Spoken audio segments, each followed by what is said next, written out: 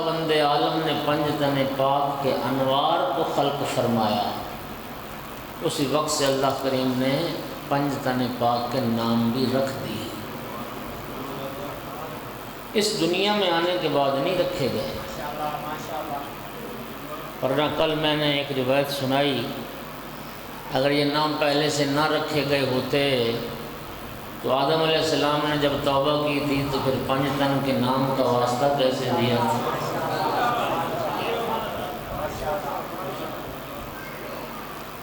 کہ جو پنج تن پاک کے نام اللہ نے رکھے، پنج تن میں سے جو خصوصیت امتیاز جناب سیدہ صلوات اللہ علیہ کو حاصل ہے،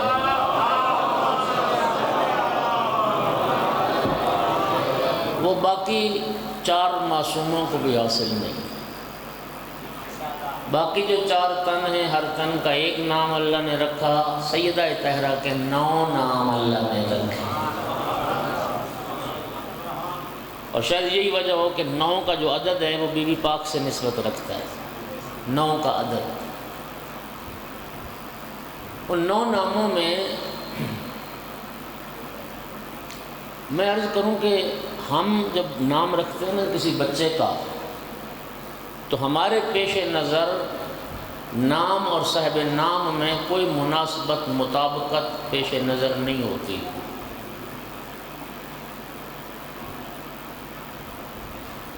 فرض کریں ایک بچے کا نام رکھ دیا فلک شیر، اور وہ لال بیگ سے بھی ڈر جاتا ہے۔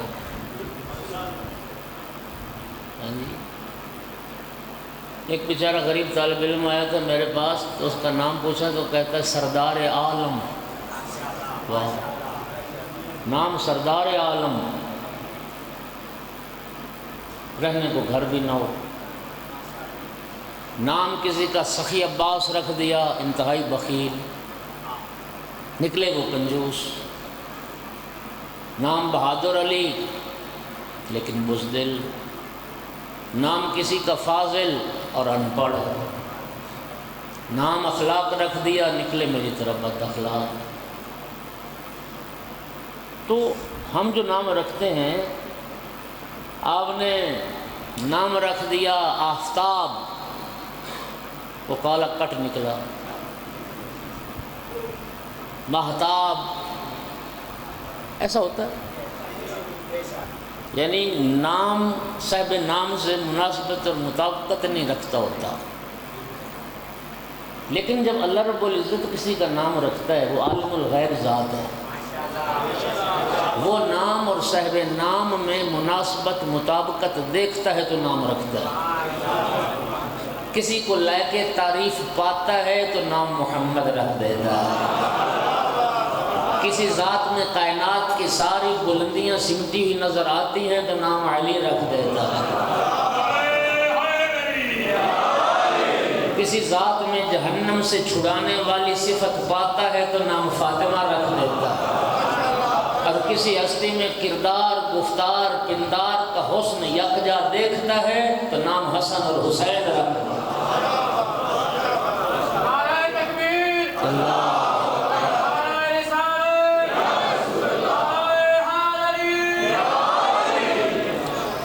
امام علیہ السلام فرما رہے ہیں کہ رب العزت سیدہ طاہرہ صلوات اللہ علیہ کے رب العزت نے 9 نام رکھے ہیں، 9 نام رکھے، اور ہر نام میں کوئی نہ کوئی حکمت، ہر نام میں کوئی نہ کوئی مناسبت، کوئی نہ کوئی مطابقت رب نے دیکھی ہے تو وہ نام رکھے۔ بڑی معتبر حدیث ہے۔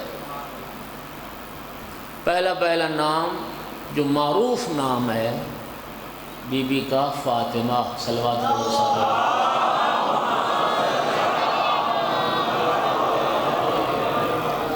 سرکار نے اپنی لخت جگر کو خطاب کر کے فرمایا تھا، یا فاطمہ من صلی علیک غفر اللہ لہ والحقہ بی حیث کنت من الجنہ۔ فاطمہ بیٹی، جو شخص آپ پہ درود پڑھے گا، صلوات پڑھے گا، اللہ اس کے گناہ بھی معاف کرے گا، اور آپ پر درود پڑھنے والے کو اللہ جنت میں میرا ساتھی بنائے گا۔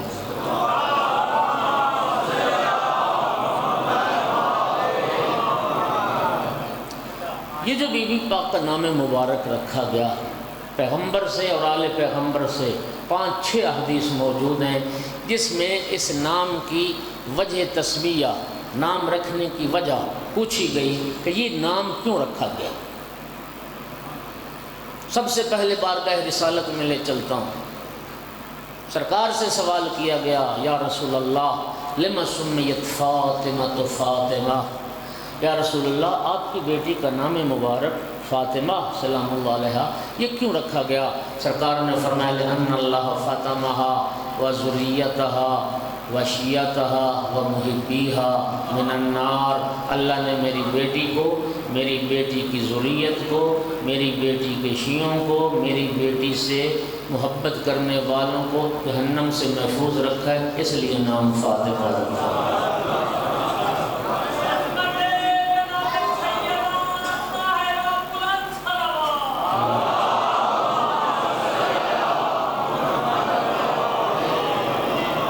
جہنم سے بچایا گیا۔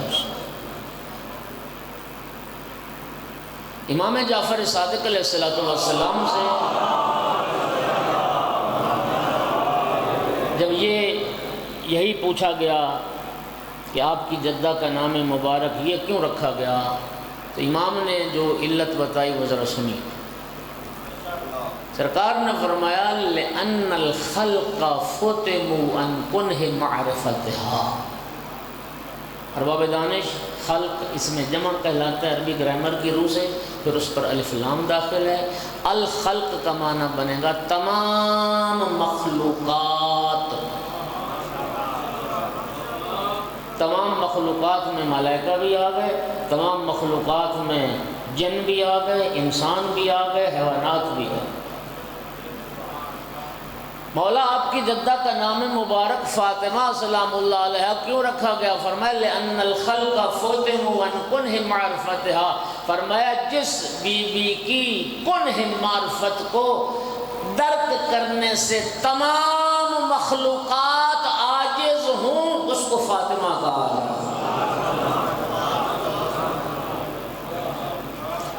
جس کو جبرائیل نہ پہچان سکے، جس کو میکائیل نہ پہچان سکے، جن و بشر جس کی معرفت سے عاجز ہو جائیں اسے کہتے فاطمہ۔ فاطمہ محمد بن مسلم سقفی امامین صادقین کا جلیل المرتبہ صحابی، روایت ہے تفسیر البصائر میں بھی موجود ہے، دیگر بہت ساری کتابوں میں موجود ہے۔ فرماتے ہیں وَلَقَدْ سَمِعْتُ، یہ محمد بن مسلم سقفی وہ شخصیت ہے، ایک شخص امام صادق علیہ السلام کے پاس آیا کوفے سے مسائل پوچھنے، امام نے فرمایا آئندہ جب کوئی تمہیں مسئلہ درپیش ہو تو محمد بن مسلم سے پوچھنا۔ اگلی بات بڑی خوبصورت امام نے کی، فرمایا محمد بن مسلم کے جواب کو میں جعفر صادق کا جواب سمجھنا، اتنی بڑی 90,000 احادیث، 90,000 احادیث امام محمد باقر علیہ السلام کی، امام صادق علیہ السلام کی یاد۔ فرماتے ہیں وَلَقَدْ سَمِعْتُ أَبَا جعفر علیہ السلام، میں نے امام محمد باقر علیہ السلام سے یہ سنا، امام نے فرمایا کہ جب قیامت کا دن آئے گا ہماری جدہ کے لیے ایک نور کا منبر نصب کیا جائے گا، لفاطمہ علیہ السلام وقفۃ علی باب جہنم، اور وہ منبر اس راستے پر نصب کیا جائے گا جس راستے سے لوگوں کو جہنم کی طرف لے جایا جا رہا ہوگا۔ سیدہ طاہرہ اس منبر پر جلوہ افروز ہوں گی۔ متن روایت پڑھنے لگا ہوں، فرمایا اذا کان یوم القیامت کتب بین عینی کل رجل مؤمن و کافر، امام نے فرمایا قیامت کے دن ہر انسان کی پیشانی پر کچھ نہ کچھ لکھا ہوگا، کسی کی پیشانی پہ مومن، کسی کی پیشانی پہ کافر، کسی کی پیشانی پہ محب، کسی کی پیشانی پہ منافق۔ قرآن پاک میں آیت موجود ہے فَيُعْرَفُ الْمُجْرِمُونَ بِسِيمَاهُمْ فَيُؤْخَذُ بِالنَّوَاصِي وَالْأَقْدَامِ، مجرم بھی قیامت کے دن پیشانیوں سے چہروں سے پہچانے جائیں گے، ان کے چہرے پر لکھا ہوگا منافق ہے، یہ کافر ہے، یہ مشرک۔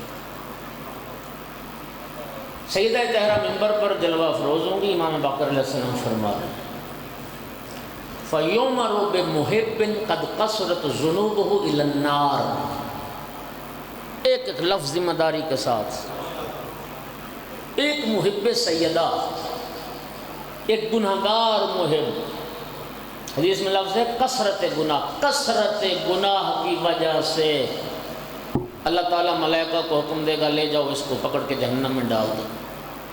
ملائکہ اس گناہگار کو لے کے آ رہے ہوں گے، جب وہ گناہگار ممبر کے قریب سے گزرے گا فَتَقْرَ فَاطِمَةُ بَيْنَ عَيْنَيْهِ مُحِبًّا، سیدہ طاہرہ پڑھیں گی کہ اس کی پیشانی پہ محب لکھا ہے۔ فَتَقُولُ يَا إِلَٰهِي وَسَيِّدِي لَقَدْ سَمَّيْتَنِي فَاطِمَةً، بارگاہ رب العزت میں دعا کے لیے ہاتھ اٹھا دیں گی، اے میرا معبود، اے میرا پروردگار، تو نے میرا نام فاطمہ رکھا ہے۔ وَفَتَنْتَ بِي مَنْ تَوَلَّانِي وَتَوَلَّ ذُرِّيَّتِي مِنَ النَّارِ وَإِنَّ وَعْدَكَ الْحَقُّ وَلَا تُخْلِفُ الْمِيعَادَ۔ معبود تو نے میرا نام فاطمہ رکھا، تو نے مجھ سے وعدہ کیا تھا، اے میری کنیز خاص فاطمہ، تجھ سے محبت کرنے والے، تیری ذریت سے محبت کرنے والے، تیری ذریت کی ولایت کا اقرار کرنے والوں کو میں جہنم سے بچاؤں گا۔ پروردگارہ تیرا وعدہ سچا ہے، تو پھر یہ میرا محب جہنم کو کیوں جا رہا ہے؟ ارشاد رب العزت ہوگا لقد صدقت یا فاطمہ، فاطمہ تو سچ کہتی ہے، انی سمیتک فاطمہ، میں نے تیرا نام فاطمہ رکھا، فَفَتَنْتُ بِكَ مَنْ تَوَلَّاكَ وَتَوَلَّ ذُرِّيَّتَكَ مِنَ النَّارِ، یہ میرا وعدہ ہے تجھ سے اور تیری ذریت سے محبت کرنے والے، ان کی ولایت کا اقرار کرنے والوں کو جہنم سے بچاؤں گا۔ وَإِنِّي لَأُخْلِفُ الْمِيعَادَ، اور میں وعدے کی خلاف ورزی بھی نہیں کرتا۔ بی بی پاک عرض کریں گے معبود تو پھر یہ میرا محب جہنم کیوں لے جایا جا رہا ہے؟ جواب سنو، ذمہ داری سے حدیث پڑھ رہا ہوں، ارشاد رب العزت ہوگا انما امرت بعبدی ھذا الی النار لتشفعی فیہ فاشفعک ولیتبین علی ملائکتی وانبیائی ورسلی واہل الموقف موقفک منی ومکانتک عندی۔ اے میری کنیز خاص فاطمہ، آج اولین اور آخرین جمع ہیں، آج انبیاء و مرسلین جمع ہیں، آج ملائکہ مقربین جمع ہیں، آج کائنات کے جن و بشر اکٹھے ہیں۔ میں نے اپنے اس گناہگار بندے کو جہنم لے جانے کا حکم صرف اس لیے دیا ہے کہ میں جہنم لے جانے کا حکم دوں، تو فاطمہ اس کی شفاعت کرے، میں تیری شفاعت کو قبول کر کے اسے جنت عطا کروں، اہل محشر کو پتہ چلے مقام فاطمہ کا۔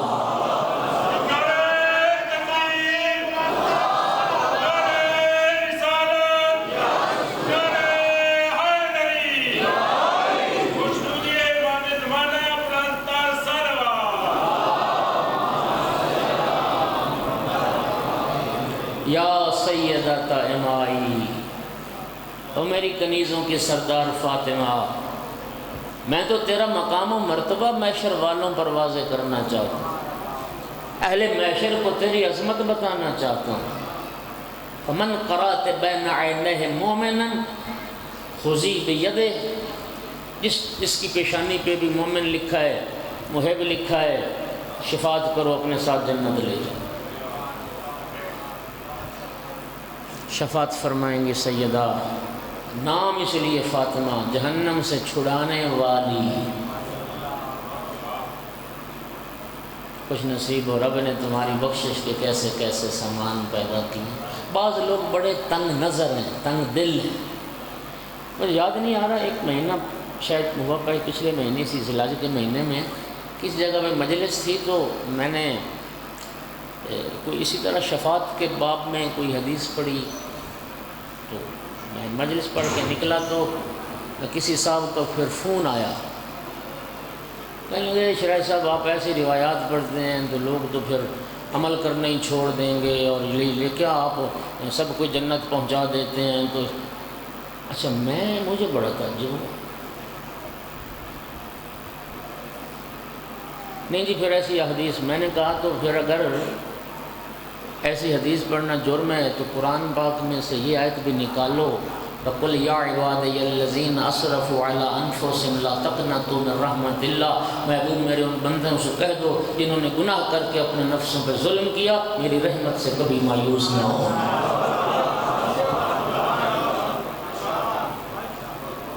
پھر یہ آیت بھی نکال دو قرآن سے، وہ آیت بھی نکال دو جہاں اللہ فرماتا ہے انی انا الغفور الرحیم، بے شک میں ہی سب سے بڑا بخشنے والا ہوں اور میں ہی سب سے بڑا رحم کرنے والا ہوں۔ میں نے کہا نکال دو آیت۔ او بھائیو سنو، شفاعت کس کی ہے؟ جو نیکوکار ہے، جو واجبات کا پابند ہے، جو محرمات سے اجتناب کرتا ہے، جو شریعت کی پیروی کرتا ہے، اہل بیت کی تعلیمات کے مطابق چلتا ہے، وہ مومن کامل تو خود کئی گناہ گاروں کی شفاعت کرے گا۔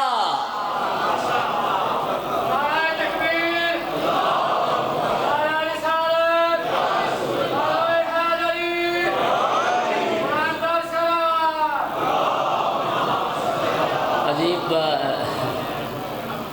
تنگ نظری ہے، ہاں جی، جنت نہیں تیرا گھر ہو گیا، جو تکلیف ہو رہی ہے کہ جنت میں کیوں جا رہا ہے۔ دیکھو رب کا نافرمان ہے ایک بندہ، سنو میری بات، ایک بندہ رب کا نافرمان ہے، ساری زندگی رب کی نافرمانی کی، اور رب اگر معاف کر دے اس کو، تجھے کیا تکلیف؟ وہ معاف کر دے گا یا نہیں؟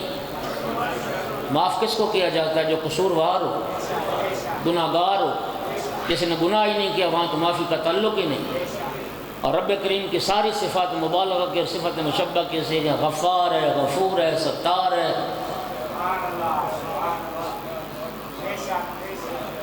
کیا خیال ہے؟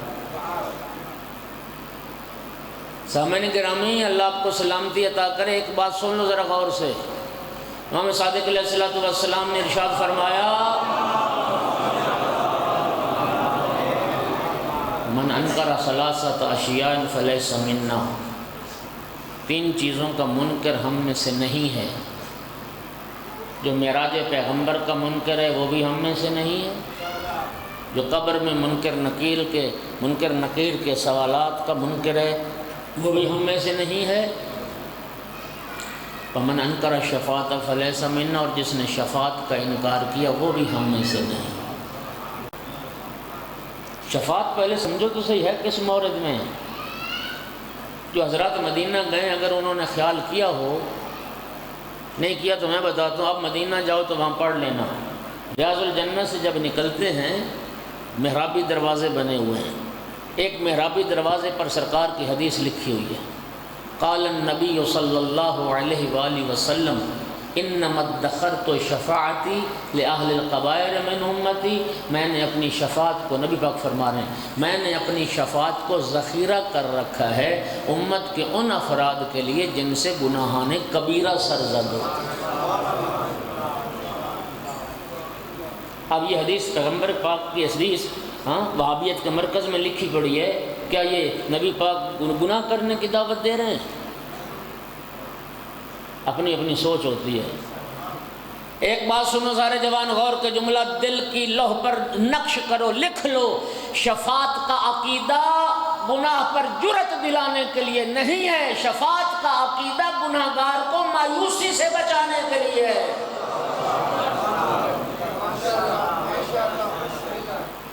شفاعت کا عقیدہ گناہ گار کو مایوسی سے بچانے کے لیے۔ کیا ہوا تو گناہ کر بیٹھا، اللہ کی رحمت وسیع ہے۔ یہ جو اللہ پاک کے صفاتی نام ہیں، یا من سبقت رحمتہ غضبہ، کیا مطلب؟ اس کی رحمت اس کے غضب پر مقدم ہے، اس کی رحمت پہلے ہے۔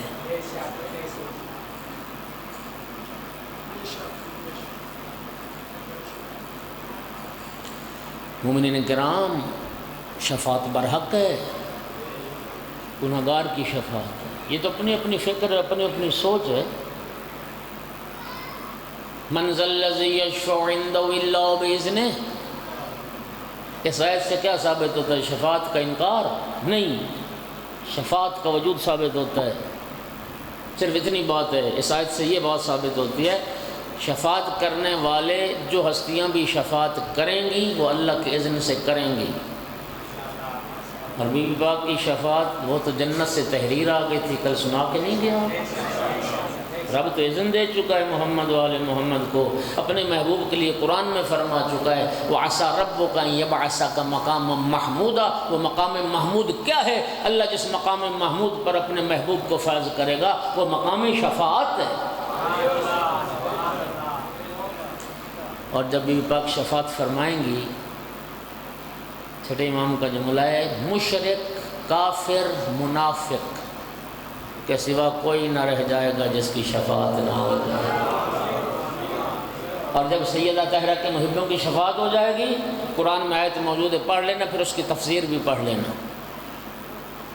جن کی شفاعت نہیں ہوگی قیامت کے دن حسرت کریں گے، یوم یعض الظالم علی یدیہ، ظالم اپنے ہاتھ کاٹیں گے، اپنے دانتوں سے اپنے ہاتھ کاٹیں گے، افسوس کا اظہار کریں گے، یا لیتنی اتخذت، یا ویلتا، یا لیتنی اتخذت مع الرسول سبیلا، کاش میں نے رسول اللہ سے کوئی تعلق بنایا ہوتا، میں نے پیغمبر سے کوئی تعلق بنایا ہوتا۔ قرآن کہتا ہے حسرت کر کے کہیں گے فما لنا ما كانوا لنا من شافعین، ان لوگوں کی شفاعت کرنے والے ہیں، ہماری شفاعت کرنے والا کوئی نہیں۔ خوش نصیب ہو، ایک ہستی نہیں 14 ہستیاں تمہاری شفاعت کرنے والی۔ اب مجھے ایمان سے بتائیں، اب یہ باتیں سن کے انسان کا نافرمانی کرنے کو دل کرتا ہے یا رب کا شکریہ ادا کرنے کو دل کرتا ہے؟ کریم تیرا شکر ہے تو نے ہم گنہگاروں کی بخشش کے ایسے ایسے سامان خلق فرمائے۔ اللہ اکبر، شفاعت فرمائیں گی سیدہ طاہرہ، اس لیے نام مبارک فاطمہ۔ ویسے ایک بات اور بھی سن لو، شیعہ بیٹھے ہو سنی بیٹھے مجھے نہیں پتا، ایک بات یاد رکھو، اگر پیغمبر اور پیغمبر کے اہل بیت اور پیغمبر کی اطرت سے محبت کرنے والے، ان کی ولایت کا اقرار کرنے والوں نے جنت نہیں نہ جانا تو پھر کسی ماں کا بیٹا بھی جنت نہیں جائے گا۔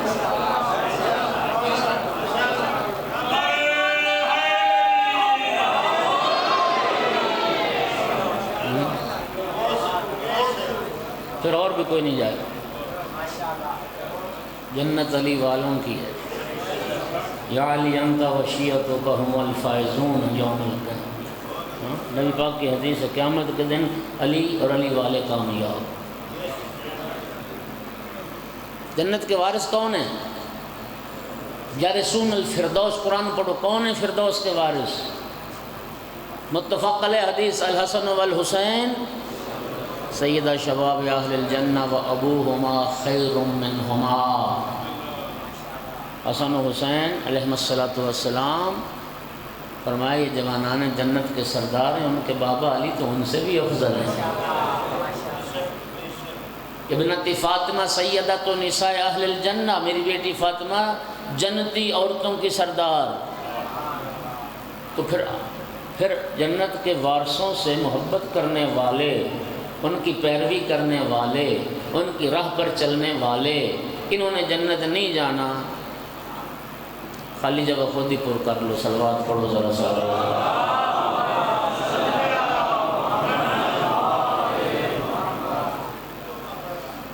اور بھائی آل رسول سے محبت، رسول سے محبت ہے۔ نبی کریم نے کیا فرمایا تھا؟ یا علی کاذب من زعم انہ یحبنی ویبغضک، یا علی جھوٹ بولتا ہے وہ شخص مجھ سے محبت کا دعویٰ کرے اور تجھ سے بغض رکھے۔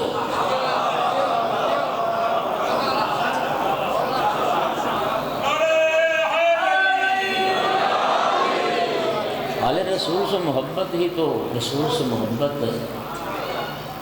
یہ حدیث موجود ہے، ایک صحابی نے رسول اللہ سے سوال کیا، یا رسول اللہ آپ کی محبت کی کوئی علامت، یعنی ہمیں کیسے معلوم ہو کہ ہم آپ سے محبت کرنے والے، ہم سچے عاشق ہیں آپ کے؟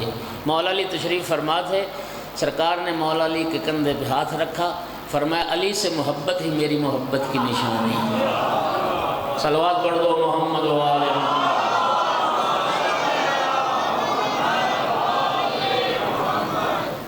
گھبرا تو نہیں رہے؟ آپ کی محبت ہے، 3-4 علماء کو پے در پے آپ کو سننا پڑ رہا ہے۔ ہاں جی، انشاءاللہ اللہ آپ کو اجر عطا فرمائے گا۔ ہوتا تو مشکل ہے، لیکن الحمدللہ آپ کی محبت ہے، یہ عقیدت قائم رہے، یہ جذبہ قائم رہے، اور اللہ پاک بخدا قسم میں کہا کرتا ہوں، یہ جو وقت گزارتے ہو نا ذکر آل محمد میں اور مظلوم کربلا کی صف اعضاء پر، ایک ایک سیکنڈ کا اجر معلوم ہوگا جب قیامت کا دن آئے گا۔ بخدا قسم یہی وہ وقت ہے جس وقت کا ہمیں صلہ ملنا ہے، صلہ۔ اللہ کریم آپ کو بہت اجر عطا فرمائے، یہ آپ کی محبت ہے۔ بس ٹائم ٹیبل ظاہر ہے ہر پڑھنے والے کا مختلف ہے، کوئی اس طرح کی سیٹنگ ہو نہیں سکی، کوشش کے باوجود 1 منٹ کے لیے بھی میں رکتا نہیں ہوں کہیں۔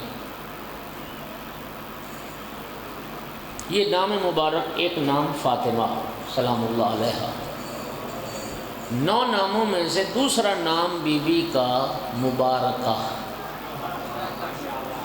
مبارکہ، صاحب خیر و برکات بی بی، منبع خیرات و برکات، منشأ خیرات و برکات۔ بخدا قسم کائنات کی ساری برکات سیدہ طاہرہ کے وجود کا صدقہ ہے۔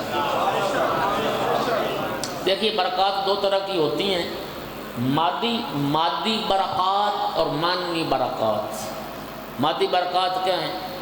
دنیا کا نظام چل رہا ہے، منظومہ شمسی اپنی حرکت میں ہے، اپنے مدار میں ہر سیارہ گردش کر رہا ہے، کائنات کو رزق مل رہا ہے، اولاد اللہ دے رہا ہے، زندگی کا روز سلسلہ چل رہا ہے، سانس لے رہے ہو، دنیا میں آ رہے ہو، کما رہے ہو، کھا رہے ہو، ہاں، یہ گھر بار، یہ رزق وقت، یہ سارے مادی برکات کس کی وجہ سے ہیں؟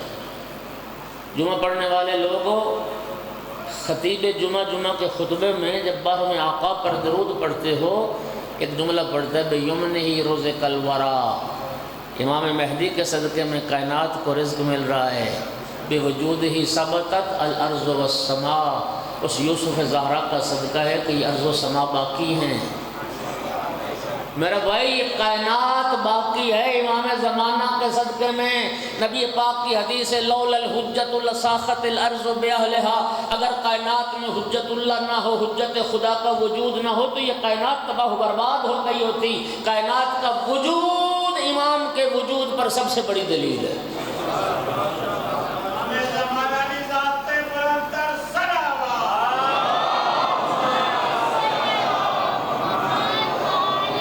یہ زمین نہ ہوتی، آسمان نہ ہوتا، یہ منظومہ شمسی نہ ہوتا، تو نہ ہوتا، میں نہ ہوتا، کچھ نہ ہوتا اگر امام نہ ہوتا۔ تو وہ جس امام کے صدقے سے یہ ساری کائنات کو فیض مل رہا ہے، وہ امام بھی تو فاطمہ زہرا کا لال ہے سلام اللہ علیہ۔ اور جو معنوی برکات ہیں وہ کیا ہے؟ سب سے بڑی معنوی برکت یہ ہے کہ تم مسلمان ہو، تمہیں اسلام نصیب ہوا، ایمان نصیب ہوا، رسول کا کلمہ نصیب ہوا، اقرار توحید نصیب ہوا، اقرار رسالت نصیب ہوا، اقرار ولایت نصیب ہوا، گھر گھر میں قرآن ہے، نماز پڑھتے ہو، روزہ رکھتے ہو، حج کرتے ہو، زکوٰۃ دیتے ہو، عبادات کرتے ہو، غیرت ہے، حیا ہے، شرم ہے، یہ ساری معنوی برکات، یہ سارا دین، یہ جو معنوی برکات ہے یہ کہاں سے آئیں؟ یہ دین لانے والا کون ہے؟ سیدہ طاہرہ کا بابا۔ دین پھیلانے والا کون ہے؟ سیدہ طاہرہ کا شوہر۔ دین بچانے والے کون ہیں؟ سیدہ طاہرہ کے بیٹے۔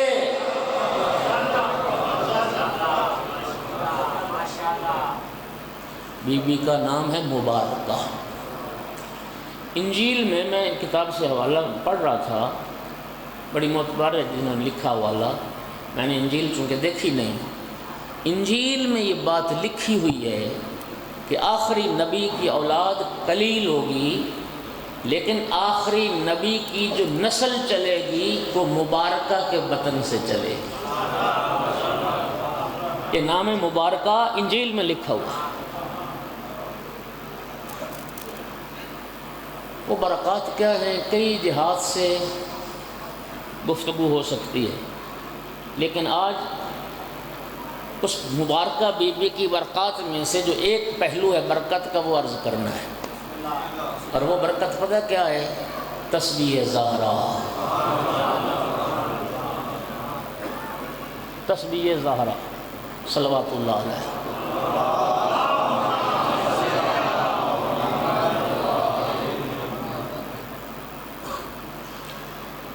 جناب امیر علیہ السلام نے حیات پیغمبر میں عجم سے کچھ کنیزیں آئیں سرکار کے پاس، بلکہ میں پڑھ رہا تھا کہ کسی عجم کے بادشاہ نے بھیجی۔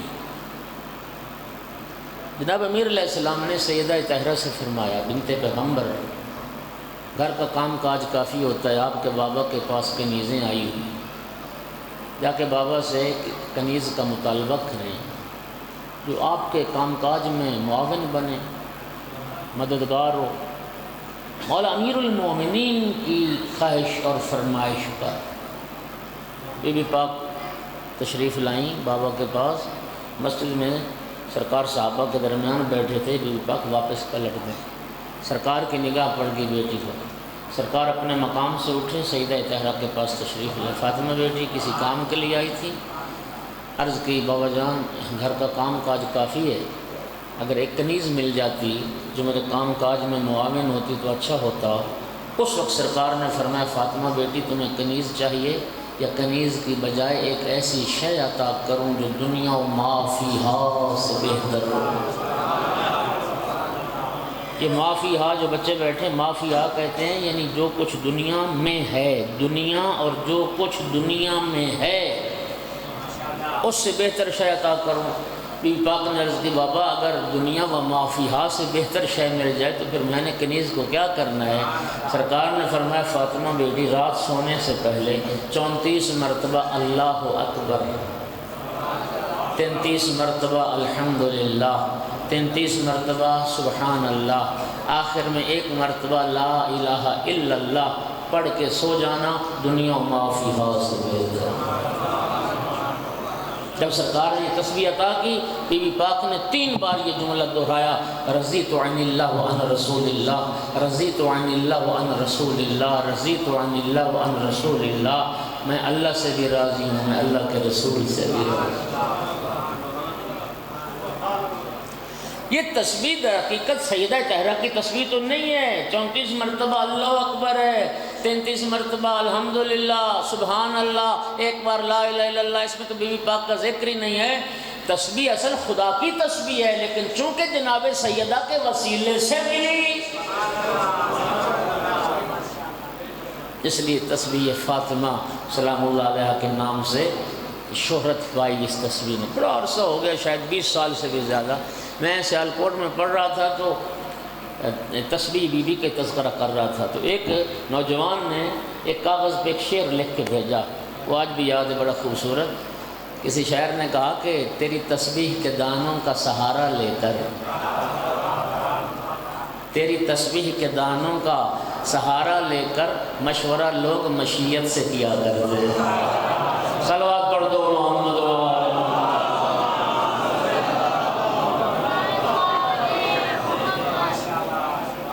اور اس تسبیح کی عظمت کیا ہے؟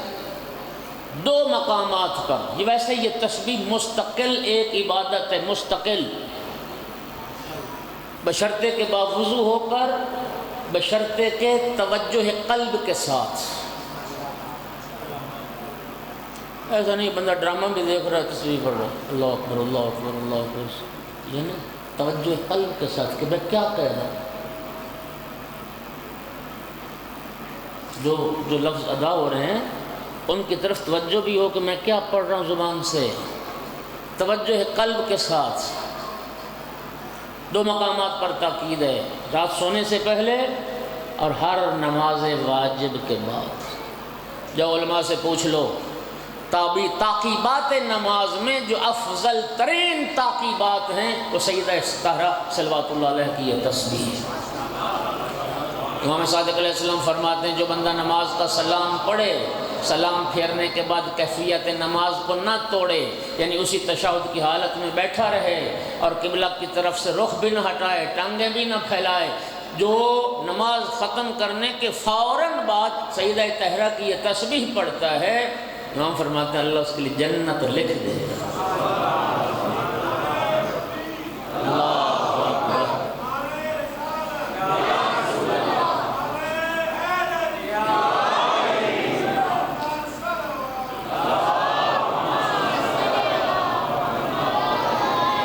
امام محمد باقر علیہ السلام نے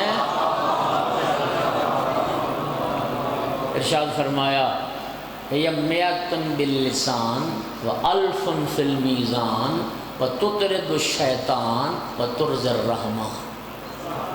کیا ہے یہ سیدہ کی تسبیح؟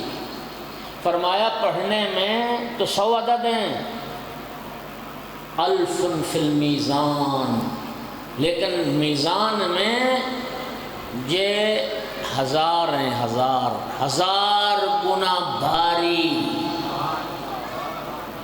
اگلی اس تسبیح کی صفت کیا؟ تطرد الشیطان، یہ تسبیح سیدہ شیطان کو دور بھگاتی ہے، وترضی الرحمن، اور رحمان کو راضی کرتی ہے۔ اللہ پاک قرآن میں ارشاد فرماتا ہے یا ایھا الذین آمنوا اذکروا اللہ ذکرا کثیرا، اے ایمان والو کثرت سے اللہ کا ذکر کرو۔ چھٹے امام سے پوچھا گیا کثرت سے اللہ کا ذکر کرنے سے مراد کیا ہے؟ فرمایا من سبح تسبیح الظہرا، جو شخص ہر نماز واجب کے بعد سیدہ طاہرہ کی یہ تسبیح پڑھتا ہے اس کا شمار کثرت سے اللہ کا ذکر کرنے والوں میں ہوگا۔ کثرت سے اللہ کا ذکر کرنا، یہ جب تسبیح سیدہ پڑھی جائے۔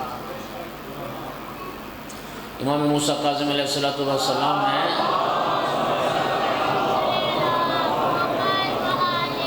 گرمی یقیناً ہے، مجھے کچھ ضروری نہیں ہے گھنٹہ پڑھا جائے، جہاں زیادہ پڑھنے والے ہوں بندہ پونا گھنٹہ بھی پڑھ سکتا ہے، لیکن آپ کی محبت مجھے بتایا کریں کہ اگر سننے کو دل ہے تو 1 گھنٹہ پڑھ لیتا ہوں، اور اگر نہیں تو پھر چھوڑ دیتا ہوں۔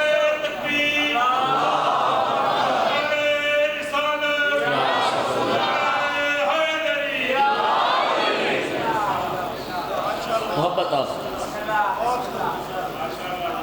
سامعین گرامی، امام موسیٰ کاظم علیہ السلام نے ابو ہارون سے فرمایا یا ابا ہارون ان نامر صبیاننا بالتسبیح الظہرا کما نامرہم بالصلاۃ۔ اے ابو ہارون، جس طرح ہم اپنی اولاد کو نماز پڑھنے کی تلقین اور تاکید کرتے اور حکم دیتے ہیں، اسی طرح سے تسبیح ظہرا پڑھنے کا بھی اولاد کو حکم دیتے اور تلقین کرتے۔ نہیں، آپ نے غور ہی نہیں کیا۔ یعنی امام فرماتے ہیں جتنی تاکید ہم اپنی اولاد کو نماز پڑھنے کی، اتنی ہی تاکید سیدہ طاہرہ کی تسبیح پڑھنے کی بھی۔ اور یہ تسبیح نہ بعض بیماریوں کا بھی علاج ہے۔ امام کی خدمت میں ایک شخص آیا، کہنے لگا مولا میرے یہ جو کان ہیں یہ کم سنائی دیتا ہے، یعنی بہرا پن کی بیماری ہے، مجھے سنائی ٹھیک نہیں دیتا۔ امام نے فرمایا ہماری جدہ سیدہ طاہرہ کی تسبیح پڑھا کر، تیری یہ بیماری دور ہو جائے گی، یہ بیماری دور ہو جائے گی۔ اچھا، میں ایک بات میرے ذہن میں آ گئی، ابھی آئی ہے، پچھلی مجالس میں نہیں کی میں نے۔ مجلس میں ایک ہی پڑھتا ہوں، سارے خطیب ایک ہی پڑھتے ہیں۔ ہر جگہ پہ نہ موضوع بدلا جا سکتا ہے، ہم موضوع بدلیں تو ہم خود ہی پاگل ہو جائیں، پتہ ہی نہیں رہے گا کہ وہاں کیا پڑھا یہاں کیا پڑھا۔ لیکن یہ بات یہاں کر رہا ہوں، پہلے نہیں کی۔ مساجد میں عموماً جو تسبیحات رکھی ہوتی ہیں، ان کے جو دانے ہیں نا، وہ تعداد پوری نہیں ہوتی، اکثر کی پوری نہیں ہوتی، اور کئی مومنین اس کا خیال ہی نہیں کرتے، جو تسبیح اٹھائی اسی کو پڑھ لیا۔ نہیں، تعداد بڑی اہم ہے، اس عدد کی بڑی اہمیت ہے۔ 34 مرتبہ اللہ اکبر ہے تو 33 نہیں کر سکتے، 35 بھی نہیں پڑھ سکتے۔ 33 مرتبہ الحمدللہ اور سبحان اللہ کہنا ہے تو اس میں ایک دانے کا بھی اضافہ یا کمی۔ آیت اللہ باجت نے ایک بڑی خوبصورت مثال دی تھی، یہ جو اعداد ہوتے ہیں نا، ان اعداد میں بڑا راز ہوتا ہے۔ مجھے بتائیے، آپ ایک فون نمبر ملاتے ہیں اپنے باپ کو، بھائی کو، دوست کو، ہاں جی، اور اس کے نمبر کے آخر میں ہندسہ 8 کا ہے، آپ 9 ملا لیں ملے گا فون، اور 7 ملا لیں ملے گا فون، قیامت تک ٹرائی کرتے رہو گے نہیں ملے گا، 8 ملاؤ گے تو ملے گا۔ اگر سے جواب نہیں ہے تو رانگ نمبر۔ آپ کو کوئی شخصیت بتائے کہ یہاں سے ٹھیک 20 قدم چلو، 20 قدم کے فاصلے پہ ایک خزانہ دفن ہے، آپ 18 قدم چلو گے تو وہاں سے نکلے گا، 22 قدم چلو گے تو وہاں سے نکلے گا نہیں نکلے گا۔ اسی تعداد میں ساری حکمت ہے۔ 34 مرتبہ کا مطلب 34 مرتبہ پہلے اپنی اس تسبیح کو چیک کرو کہ اس کے دانے پورے ہیں۔ یہ ضروری نہیں ہے کہ اس پہ پڑھا جائے، انگلیوں پہ بھی پڑھا جا سکتا ہے۔ اور میں نے حدیث پڑھی ہے، یہ انگلیوں پہ جو تسبیح سجدہ پڑھی جاتی ہے، قبر میں ان انگلیوں سے نور برآمد ہوگا۔ جیسے رات میں موبائل کی وہ بیٹری چلاتے ہو نا، لائٹ، یوں قبر میں ان انگلیوں سے نور نکلے گا جن انگلیوں پہ سجدہ طہرہ کی تسبیح کا وہ ذکر کرتے ہیں۔ لیکن افضل ترین ذکر وہ خاک شفا کی تسبیح۔ یہ 12ویں آقا سے جو مسائل پوچھے گئے، سوالات کیے گئے، 12ویں آقا نے جواب دیا تھا۔ خاک کربلا کی اگر تسبیح ہو نا، خاک کربلا کی، تو پھر ایک مرتبہ تسبیح کئی مرتبہ تسبیح کا ثواب بنتا ہے۔ حدیث پڑھ رہا ہوں میں، کوئی من گھڑت قصے نہیں سنا رہا، معصوم کی حدیث ہے۔ اگر تم باوضو ہو اور خاک شفا کی تسبیح ہے اور آپ کچھ بھی نہیں پڑھ رہے، صرف خاک شفا کے وہ دانے تم ایسے ایسے پھیر رہے ہو، امام فرماتے خاک شفا کے دانے خود اللہ کی تسبیح کرتے ہیں۔ تمہارے ہاتھ میں خاک شفا کی تسبیح ہے تو تمہارا شمار تسبیح گزاروں میں ہوگا، چاہے تم زبان سے ذکر نہیں بھی کر رہے۔ سامعین گرامی، اب میں وہ حدیث پڑھنے لگا ہوں جسے ہمارے مشائخ ثلاثہ نے ذکر کیا، اتنی معتبر حدیث، ثقۃ الاسلام کلینی نے بھی، شیخ المحدثین شیخ صدوق نے بھی، اور شیخ الطائفہ شیخ طوسی نے۔ ان تینوں محدثین نے ابو خالد قمات سے روایت نقل کی۔ ابو خالد قمات کہتا ہے کہ امام جعفر صادق علیہ السلام نے فرمایا، بس ختم کر رہا ہوں، مجھے بھی گرمی لگ رہی ہے۔ امام علیہ السلام نے فرمایا، تسبیح فاطمہ دبر کل صلاۃ احب الی من 1000 رکعۃ فی کل یوم۔ چھٹے امام نے فرمایا، ہر نماز واجب کے بعد سیدہ طاہرہ صلوات اللہ علیہ کی یہ تسبیح پڑھنا مجھے ہر روز 1000 رکعت نماز پڑھنے سے بھی زیادہ محبوب ہے۔ مرضی آپ کی بولو نہ بولو، ہر روز 1000 رکعت نماز جانتے ہیں نماز کی عظمت کیا ہے؟ ابن وہب نے امام صادق علیہ السلام سے سوال کیا، ان افضل ما یتقرب بہ العباد الی اللہ۔ ابن وہب امام کے پاس آ کے پوچھتا ہے، فرزند رسول وہ سب سے افضل عمل کون سا ہے جو بندگان خدا کو خدا کے قریب کر سکتا ہے؟ وہ سب سے افضل عمل، سب سے، امام کا جواب سناؤں؟ امام نے فرمایا، ابن وہب فرمایا، ما اعلم شیئا بعد معرفت اللہ افضل من الصلاۃ۔ فرمایا ابن وہب، اللہ کی معرفت کے بعد نماز سے کوئی افضل عمل میرے علم میں نہیں ہے۔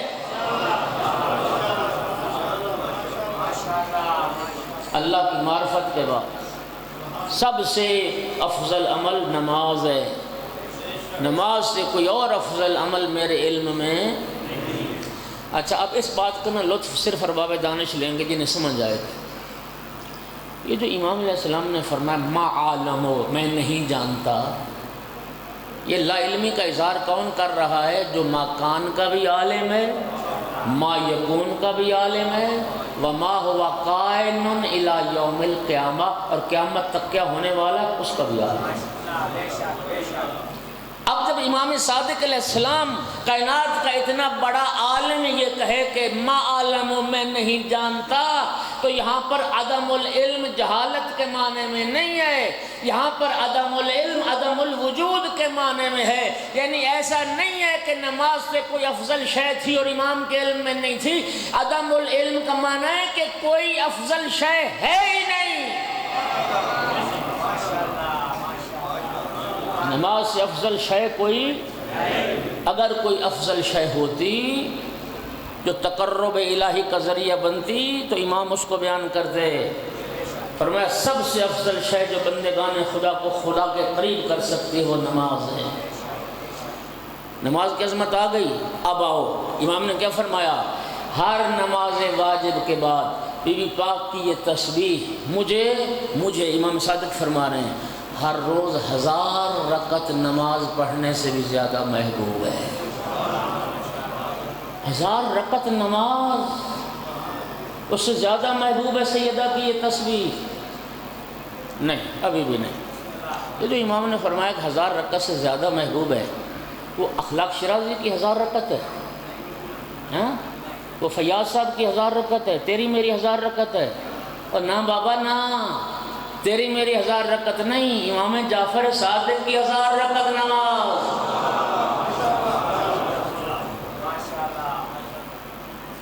امام صادق علیہ السلام کی 1000 رکعت نماز سے افضل ہے سیدہ طاہرہ کی تسبیح ہر نماز واجب کے بعد۔ اور نماز کیا ہوتی ہے؟ نبی پاک نے فرمایا لا صلاۃ الا بفاتحۃ الکتاب، سورہ فاتحہ کے بغیر تو نماز نہیں ہوتی۔ تو 1000 رکعت نماز کا معنی 1000 مرتبہ سورہ فاتحہ۔ صاحب تو میرا ختم کر رہا۔ اور سورہ فاتحہ کی عظمت جانتے ہو کیا ہے؟ نبی کریم فرماتے ہیں اللہ رب العزت نے کسی نبی کو عرش کے خزانوں میں سے وہ خزانہ عطا نہیں کیا جو اللہ نے عرش کے خزانوں میں سے مجھے عطا کیا، اور وہ ہے سورہ فاتحہ۔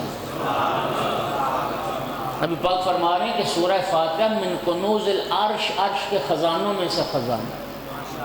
اور خود قرآن نے سورہ فاتحہ کی عظمت کے کئی لفظوں میں بیان کیا، وَلَقَدْ آتَيْنَاكَ سَبْعًا مِّنَ الْمَثَانِي وَالْقُرْآنَ الْعَظِيمِ۔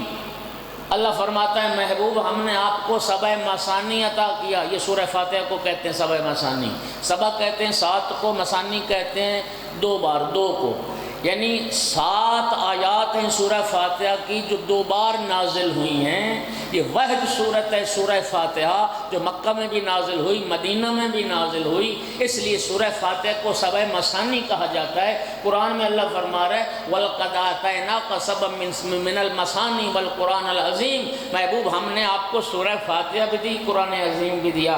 سورہ فاتحہ کی عظمت سمجھ میں آئی؟ پورا قرآن ایک طرف، پورے قرآن کا ذکر ایک طرف، اور تنہا سورہ فاتحہ کا ذکر ایک طرف۔ اب امام کی حدیث کا معنی کیا بنا؟ 1000 مرتبہ سورہ فاتحہ پڑھنے سے بھی مجھے زیادہ محبوب ہے تسبیح زہرا صلوات۔ اور نماز میں صرف سورہ فاتحہ نہیں پڑھی جاتی، فقہ جعفری میں سورہ فاتحہ کے بعد ایک کامل سورت کا پڑھنا واجب ہے، اور اگر وہ سورت سورہ توحید ہو جو اہل بیت کا محبوب ترین سورہ، سورہ توحید اہل بیت کا محبوب ترین سورہ۔ نبی پاک نے ایک صحابہ کی جماعت کو مولا علی کی سربراہی میں یمن بھیجا تھا۔ جب وہ مشن سر کر کے واپس آئے تو سرکار نے صحابہ سے احوال سفر دریافت کیے۔ اب گھبرائیں نہیں، یہ آخری بات کر رہا ہوں، پھر جو جملے مصیبت ہے۔ احوال سفر پوچھے، ایک صحابی کہنے لگا یا رسول اللہ باقی تو سارا معاملہ ٹھیک رہا، لیکن اتنے دن جو مولا علی نماز پڑھاتے رہے سورہ فاتحہ کے بعد صرف سورہ توحید پڑھتے تھے، سورہ توحید کے علاوہ علی نے کوئی دوسری سورت نہیں پڑھی۔ نبی پاک نے اس کی ران پہ یوں ہاتھ مارا، فرمایا علی کا گلہ نہ کر، علی سورہ توحید سے محبت کرتا، ذات توحید علی سے محبت کرتا۔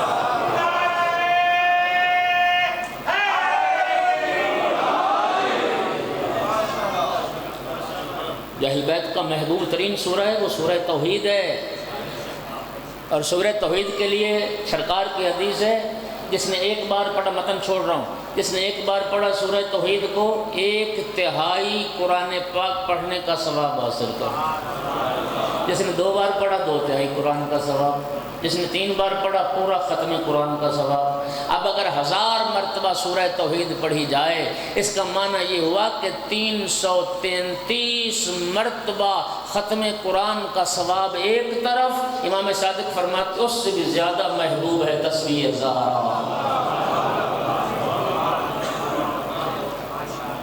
تسبیح زہرا 28 رجب کو فرزند زہرا نے مدینہ چھوڑا،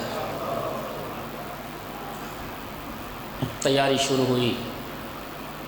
ام المومنین ام سلمہ چلتے ہوئے، یہ وہ بی بی ہے جس نے امام حسین علیہ السلام کو بچوں کی طرح پالا ہے، چلتی ہوئی قریب آئی، حسین بیٹا میں نے سنا تو مدینہ چھوڑ کے جا رہا ہے۔ جی نانی اماں، فرمایا بیٹا اس طرف تیرا جی چاہے چلے جانا، لیکن عراق کا سفر اختیار نہ کرنا۔ کیوں نانی اماں؟ فرمایا میں نے تیرے نانا سے سنا ہے ملک عراق میں ایک سرزمین ہے جسے کربلا کہتے ہیں، میں نے تیرے نانا سے سنا تھا کہ سرزمین کربلا پر میرا حسین بلا جرم و خطا 3 دن کا بھوکا پیاسا ذبح کیا جائے گا، بیٹا عراق کا رخ اختیار نہ کرنا۔ عرض کی نانی اماں میرے نانا نے آپ کو کربلا کی خبر دی ہے، اگر آپ چاہیں نا تو میں آپ کو کربلا دکھا سکتا ہوں۔ جو امام نے 2 انگلیاں بلند کی اور سرزمین کربلا سمٹ کے سامنے آئی، امام نے تعارف کروانا شروع کیا، نانی اماں یہ سرزمین کربلا ہے۔ نانی اماں وہ دیکھ رہی ہیں فرات کا کنارہ، یہ وہ کنارہ ہے جہاں میرے عباس کے بازو پٹیں گے۔ نانی اماں وہ مقام ہے جہاں میرا علی اکبر کے کلیجے میں برچھی لگے گا۔ نانی وہ مقام ہے جہاں قاسم پامال ہوگا۔ نانی وہ مقام ہے جہاں علی اصغر کے گلے میں تیر لگے گا۔ وہ گودال وہ جگہ ہے جہاں میں ذوالجناح سے اتروں گا۔ ایک ایک شہید کی مقتل دکھائی، اعجاز امامت سے خاک کربلا اٹھائی، نانی کے حوالے کی، نانی اماں جہاں میرے نانا کی دی ہوئی خاک رکھی ہے، اس خاک کو اس خاک میں شامل کر لیجئے۔ جب تک خاک خاک رہے سمجھنا حسین زندہ ہے، اور جس دن خاک خون تازہ میں تبدیل ہو جائے سمجھ لینا آپ کا حسین مارا گیا۔ نانی اماں یہ سفر ناگزیر ہے، یہ سفر مجھے کرنا ہے۔ جناب ام سلمہ کے بعد مولا امام حسین علیہ السلام کی پھوپھی جناب ام ہانی عصا کے سارے چلتی آ گئی۔ حسین بیٹا میں نے سنا تو سفر پہ روانہ ہو رہا ہے۔ جی پھوپھی اماں، بیٹا میں سفر سے منع نہیں کرتی، کچھ دنوں کے لیے سفر ملتوی نہیں کر سکتا؟ کیوں پھوپھی اماں کیا ہوا؟ بیٹا میں نے آل محمد کے گھرانے میں دستور دیکھا ہے، جب بھی آل محمد کے گھرانے پر کوئی مصیبت آئی ہے میں قوم جنات کی عورتوں کے نوحے سنتی ہوں۔ ایک نظر نہ آنے والی مخلوق ہے جن کے رونے کی آوازیں سنتی ہوں، ان کے نوحوں کی آوازیں سنتی ہوں۔ تیرے نانا کا جنازہ اٹھا تھا، قوم جنات کی عورتوں نے نوحہ کیا تھا۔ تیری ماں زہرا کا جنازہ اٹھا، میں نے ان کے رونے کی آوازیں سنی۔ تیرے بابا کا جنازہ اٹھا، تیرے بھائی کا، آج تو جا رہا ہے، آج پھر میں قوم جنات کی عورتوں کے نوحوں کی آوازیں سنی۔ پھوپھی اماں یہ سفر ناگزیر ہے، یہ سفر مجھے کرنا ہے، اجرکم علی اللہ۔ سامعین گرامی، نانا کی قبر پہ آئے سلام آخر کے لیے۔ وطن چھوڑنا آسان کام نہیں ہے۔ نانا کی قبر پہ آ کے سلام کیا، زیارت پڑھی، نوافل ادا کیے، اور نانا کی قبر پہ ہاتھ رکھ کے ایک جملہ کہا، اللہم ھذا قبر نبیک وانا ابن بنت نبیک۔ میرا اللہ یہ تیرے نبی کی قبر ہے، میں تیرے نبی کی بیٹی کا بیٹا حسین ہوں۔ اللہم اختر لی ما ھو لک رضا ولرسولک رضا۔ میرا اللہ میرے لیے اس امر کو اختیار کرنا جس میں تیری بھی رضا ہو، تیرے رسول کی بھی رضا ہو۔ یقین فرمائیے رو رو کے نانا کی قبر سے ودا کر رہے تھے، ودا کرتے پلٹتے پھر نانا کی قبر کی طرف آ جاتے۔ جو حج پہ گئے نا، جو مدینے گئے ہیں، میں 11-12 مرتبہ کا گواہ ہوں۔ 8 دن مدینے میں رہتے ہیں حاجی، 8 دن پورے۔ جس دن مدینہ سے پھر نکلنا ہوتا ہے نا مکہ کی طرف، خدا کی قسم میں گواہ ہوں کہ بسوں میں حاجی جب بیٹھ جاتے تھے نا تو بس کے پردے ہٹا دیتے تھے، پھر پلٹ پلٹ کے روضہ رسول کو دیکھتے رہتے تھے۔ حاجیوں کی آنکھوں میں آنسو ہوتے تھے، ہر کے لب پہ دعا ہوتی تھی، پتہ نہیں پھر لوٹ کے آنا نصیب ہو یا نہ ہو، پھر مدینہ دیکھنا نصیب ہو یا نہ ہو۔ فرزند رسول کے دل پہ کیا قیامت گزر۔ نانا کی قبر کا ودا کیا، نانا کی قبر سے ودا کر کے جنت البقیع کا رخ کیا۔ بھائی حسن مجتبیٰ کی قبر پہ آئے، بھیا میرا آخری سلام قبول ہو، بھیا میں مدینہ چھوڑ کے جا رہا ہوں۔ اور باب مقاتل نے لکھا کہ جب مولا حسین علیہ السلام نانا کی قبر پر جا رہے تھے اور بھائی کی قبر پر جا رہے تھے تو بڑے وقار سے چل رہے تھے، بڑے اطمینان سے چل رہے تھے، گویا عظمت کا پہاڑ جا رہا ہو، تھم تھم کے قدم رکھتے ہوئے، رک رک کے چلتے ہوئے۔ لیکن جب رخ کیا نا ماں زہرا کی قبر پر، ایسے دوڑ کے ماں کی قبر پہ آئے جیسے بچہ دوڑ کے ماں کے دامن سے لپٹ جاتا ہے۔ خود کو ماں کی قبر پہ گرا دیا، السلام علیک یا اماں، اماں میرا آخری سلام قبول کر۔ صاحب دمہ ثاقبہ نے لکھا 3 جواب آئے قبر زہرا سے۔ پہلا جواب وعلیک السلام یا غریب الام، میرا پردیسی بیٹا میرا بھی سلام۔ دوسرا جواب آیا علیک السلام یا عطشان الام، ماں کا پیاسا بیٹا میرا بھی سلام۔ اور تیسرا جواب سنو گے وعلیک السلام یا سحقان الام، گھوڑوں کے سموں تلے روندا جانے والا حسین، گھوڑوں کے سموں تلے پامال ہو جانے والا حسین میرا بھی سلام۔ الا لعنت اللہ علی القوم الظالمین وسیعلم الذین ظلموا ای منقلب ینقلب۔ ربنا تقبل منا